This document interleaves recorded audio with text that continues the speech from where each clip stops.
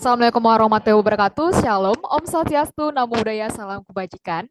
Yang kami hormati Ibu Detania Suharja, SH LLM, sebagai dosen mata kuliah Hukum Organisasi Perusahaan.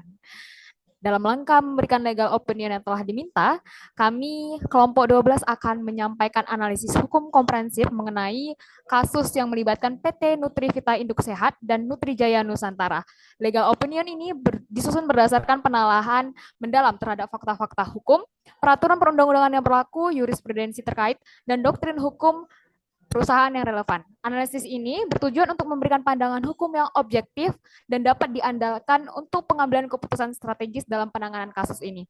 Baik, tim legal opinion kami yang terdiri dari saya sendiri, Feby Sarinata Simarmata, dan Grace Yosepin, Jaira Fadia, dan Natalia Tarigan akan menyampaikan tentang fakta hukum, permasalahan hukum, dan analisis hukum dalam kasus ini. Maka saya persilakan kepada Natalia Tarigan menyampaikan fakta hukumnya.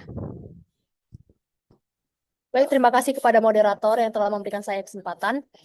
Kita akan mulai dalam rangka memberikan pendapat hukum atau legal opinion terhadap tanggung jawab hukum atas produk suplemen cair yang beredar di bawah merek Nutrijaya. Sebagai berikut kami paparkan fakta-fakta hukum yang kami temukan dan analisis.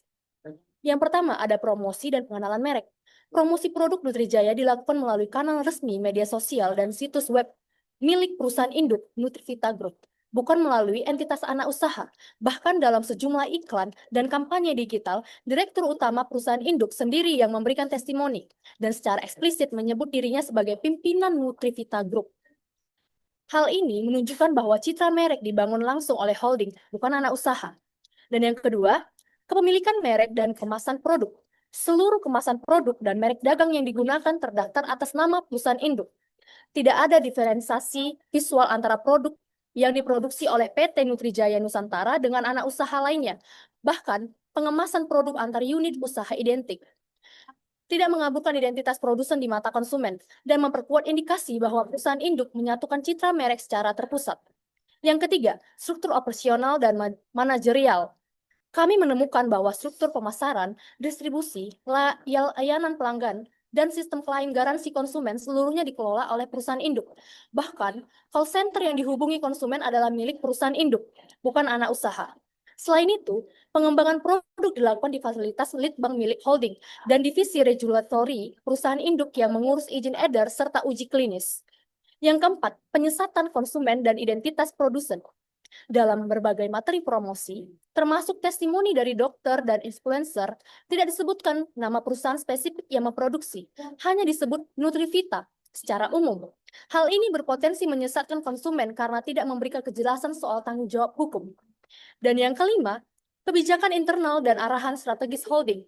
Dalam sebuah notula rapat, manajemen grup yang bocor ke publik, CEO Nutrivita Group menyatakan semua merek kami harus terintegrasi secara visual dan siapa produsen hukumnya. Pernyataan ini mencerminkan strategi sentralisasi identitas dan tanggung jawab yang semakin menguatkan peran holding sebagai penanggung jawab utama produk di mata hukum. Selain itu, dokumen internal seperti manual grup, piagam kepatuhan produk, dan kebijakan CSR secara eksplisit mengatur bahwa tanggung jawab merek, kepatuhan produk, dan transparansi kepada konsumen berada di bawah kendali perusahaan induk. Selanjutnya, permasalahan hukum akan disampaikan oleh rekan saya, Zahira Fadia. Setelah kami mengkaji dan menyampaikan sejumlah fakta hukum yang relevan, maka dapat kami simpulkan beberapa permasalahan hukum utama yang timbul dalam kasus ini. Permasalahan-permasalahan ini menjadi dasar dalam menilai potensi tanggung jawab hukum dari perusahaan induk terhadap produk yang secara formal dipasarkan oleh entitas anak usaha. Yang pertama, bagaimana tanggung jawab hukum perusahaan induk terhadap kerugian konsumen yang disebabkan oleh produk anak perusahaan dalam konteks penggunaan merek dan identitas grup yang terintegrasi. Permasalahannya adalah, apakah dalam kondisi demikian, holding company dapat dimintai pertanggungjawaban langsung atas kerugian konsumen, meskipun secara legal entitas anak yang memproduksi. Yang kedua, bagaimana penerapan prinsip single economic unit dan reasonable consumer expectation dalam menentukan tanggung jawab korporasi induk terhadap aktivitas anak perusahaan. Dengan fakta tersebut, kami mempertanyakan apakah dapat diterapkan prinsip single economic unit bahwa secara fungsional anak usaha dan induk itu merupakan bagian dari satu kesatuan ekonomi. Selain itu, kami juga mempertanyakan sejauh mana ekspektasi wajar konsumen atau reasonable consumer expectation menjadi dasar tanggung jawab induk. Sebab konsumen secara logis menganggap Nutrivita Group itu sebagai pihak yang menjual, menjamin, dan bertanggung jawab atas produk. Yang ketiga, apakah instrumen tata kelola internal dalam suatu grup perusahaan itu dapat dijadikan dasar hukum oleh konsumen untuk menuntut pertanggungjawaban induk atau grup secara keseluruhan. Apakah kebijakan dan tata kelola internal ini dapat dikonstruksikan sebagai komitmen hukum yang dapat dituntut oleh konsumen? Untuk menjawab permasalahan hukum yang saya sampaikan sebelumnya, pastinya diperlukan analisis kasus yang akan dibahas oleh rekan saya Grace selanjutnya. Baik, terima kasih untuk Zahira. Lalu di sini saya akan menjelaskan analisis hukum yang berdasarkan fakta hukum yang telah dijelaskan oleh rekan saya sebelumnya. Nah, dari analisis yang telah dijelaskan sebelumnya, kita sudah mengetahui bahwa akan menyinggung person the corporate veil, lalu ada single economic unit. Nah, lalu sebelum masuk ke doktrin masing-masing, saya akan menjelaskan yang pertama tentang doktrin person the corporate veil itu sendiri dalam UU Perseroan Terbatas. Nah, dalam hukum perseroan di Indonesia, pada prinsip dasarnya bahwa doktrin ini merupakan pemegang saham itu tidak bertanggung jawab secara pribadi atas utang atau perbuatan dari si perusahaan yang telah dijelaskan dalam pasal 3 UU nomor 40 tahun 2007. Namun dalam doktrin ini ada beberapa pengecualian penting. Yang pertama, itu perseroan dibentuk tapi tidak memenuhi syarat badan hukum. Yang kedua, apabila pemegang saham itu menyalahgunakan perusahaan untuk kepentingan pribadinya. Lalu yang ketiga, pemegang saham itu terlibat dalam perbuatan melawan hukum yang dilibatkan si perusahaan ini sendiri. Yang keempat, menggunakan aset perusahaan untuk kepentingan pribadi sampai merugikan si perusahaan itu sendiri. Selanjutnya, dalam praktiknya, perusahaan ini perusahaan induk itu dianggap bertanggung jawab jika ternyata perusahaan induk ini mengatur seluruh keputusan operasional anak usaha, lalu dia mengendalikan keuangan, pemasaran, distribusi, dan bahkan legalitas produk. Dan yang terakhir, anak perusahaan itu tidak benar-benar mandiri, tapi hanya berfungsi sebagai perpanjangan tangan atau boneka dari perusahaan induk tersebut. Nah, jika hal itu terbukti, maka pengadilan itu bisa menerapkan doktrin dari si Pershing the Corporate Veil ini dan menyatakan bahwa perusahaan induk itu ikut bertanggung jawab secara hukum atas perbuatan anak usaha.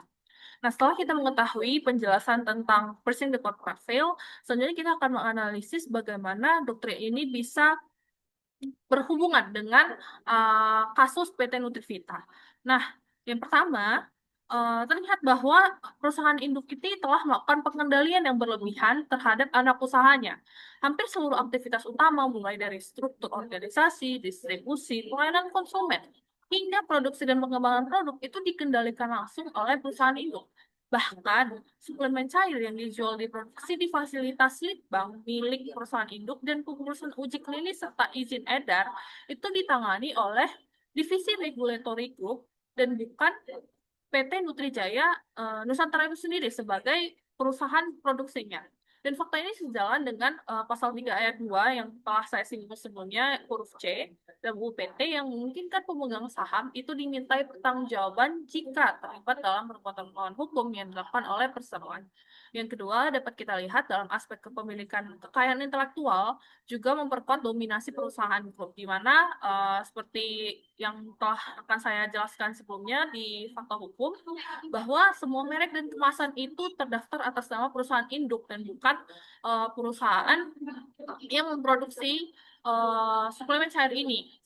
Dapat kita lihat juga dalam manual grup pasal 4.1 sebagai buktinya, menunjukkan bahwa perusahaan induk ini secara langsung menguasai identitas dagang produk dan berpotensi memanfaatkan keberadaan anak perusahaan untuk kepentingannya sendiri.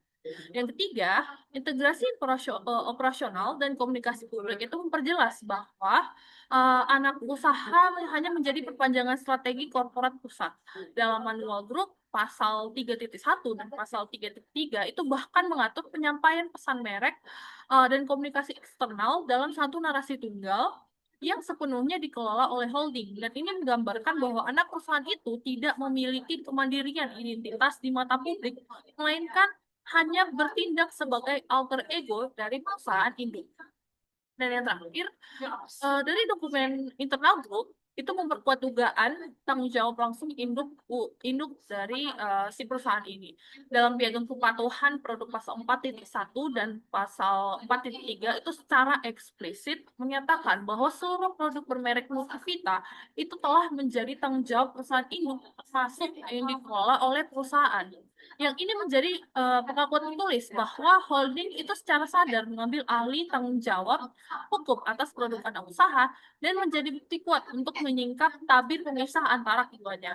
Nah, dari keseluruhan faktor tersebut terlihat bahwa hubungan antara PT Nutrivita dengan PT Nutrijaya Nusantara itu bukanlah hubungan biasa antara induk dan anak usaha, melainkan telah menjadi hubungan yang menempatkan anak perusahaan itu sebagai alat operasional seluruhnya dari perusahaan induk tersebut. Maka secara hukum, perusahaan induk ini berpotensi untuk dimintai pertanggungjawaban oleh konsumen atas kerugian yang timbul dari produk yang dikelola melalui anak usahanya.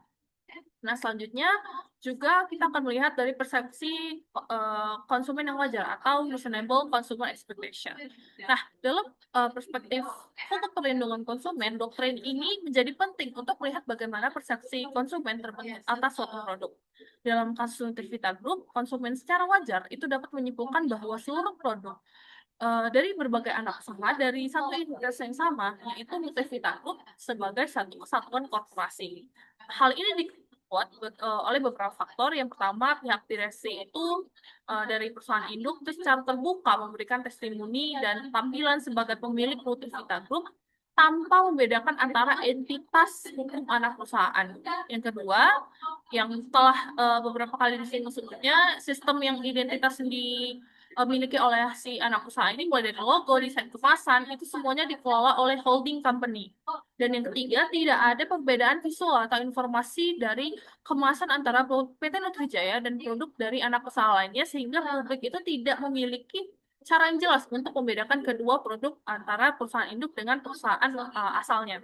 Nah, namun sebenarnya hal ini itu secara langsung tidak benar. Ini diatur dalam pasal 4 huruf C Undang-Undang Nomor 8 tahun 1999 tentang perlindungan konsumen, yaitu konsumen itu berhak untuk memperoleh informasi yang benar, jelas dan jujur mengenai kondisi dan produsen barang. Ketika identitas perusahaan itu disamarkan atau bahkan dihapus dari komunikasi produk, maka tanggung jawab ini tidak bisa hanya dibebankan kepada anak usaha. Dan dalam konteks ini, perusahaan induk ini secara logis dan hukum patut dimintai pertanggungjawabannya. Dan yang keempat itu kita akan analisis dalam doktrin single economic unit. Nah, doktrin ini sendiri itu didefinisikan di mana suatu grup perusahaan sebagai satu kesatuan ekonomi yang utuh ketika melihat aspek tanggung jawab hukum. Yang dalam kasus ini, perusahaan Nutrivita Group itu terdapat bukti yang cukup kuat bahwa perusahaan ini beroperasi sebagai satu kesatuan ekonomi, bukan sekedar kumpulan entitas hukum yang telah terpisah. Dapat dilihat dari pemasaran, distribusi, layanan konsumen yang semuanya terpusat dan dikendalikan oleh holding company. Nah, selain itu juga proses pengendalian produk dan pengurusan izin juga dilakukan secara terpusat. Sistem layanan pelanggan juga dikelola langsung oleh si perusahaan induk. Nah, meskipun doktrin single economic unit ini tidak secara eksplisit diatur dalam undang-undang PT, prinsip ini dapat digunakan sebagai dasar untuk menetapkan tanggung jawab perusahaan induk dalam kaitannya dengan perlindungan konsumen yang mengacu pada UU Perlindungan Konsumen serta prinsip-prinsip korporasi secara umum. Mungkin sekian untuk analisis hukum. Selanjutnya, untuk menyimpulkan analisis yang telah kami sampaikan akan dijelaskan oleh moderator. Terima kasih. Baik, terima kasih Grace telah menyampaikan analisisnya. Maka untuk menjawab dan menyimpulkan permasalahan hukum yang telah disampaikan sebelumnya, maka kami dari kelompok 12 menyimpulkan 3 poin. Poin pertama, dalam kasus ini, doktrin piercing the corporate veil dapat diterapkan karena PT Nutrivita Induk Sehat telah secara sistematis meniadakan batas-batas entitas hukum antara dirinya dan PT Nutrijaya Nusantara melalui integrasi operasional, branding, dan komunikasi publik yang dapat menyesatkan konsumen mengenai identitas produsen yang sebenarnya. Yang kedua, PT Nutrivita Induk Sehat dapat dimintai pertanggungjawaban langsung atas kerugian konsumen berdasarkan prinsip single economic unit dan reasonable consumer expectation, di mana konsumen secara wajar mengharapkan bahwa mereka berurusan dengan Nutrivita Group sebagai satu kesatuan bisnis, bukan dengan anak perusahaan tertentu. Yang ketiga, dokumen internal perusahaan seperti manual grup dan piagam kepatuhan produk dapat digunakan sebagai bukti untuk memperkuat argumen bahwa holding company telah secara sadar dan sistematis menciptakan kesan kepada publik bahwa semua produk dengan merek Nutrivita berada di bawah tanggung jawabnya, terlepas dari entitas hukum yang secara formal memproduksi produk tersebut. Baik demikian legal opinion yang dapat kami sampaikan dari kelompok 12. Kami mengucapkan terima kasih atas perhatiannya. Assalamualaikum warahmatullahi wabarakatuh.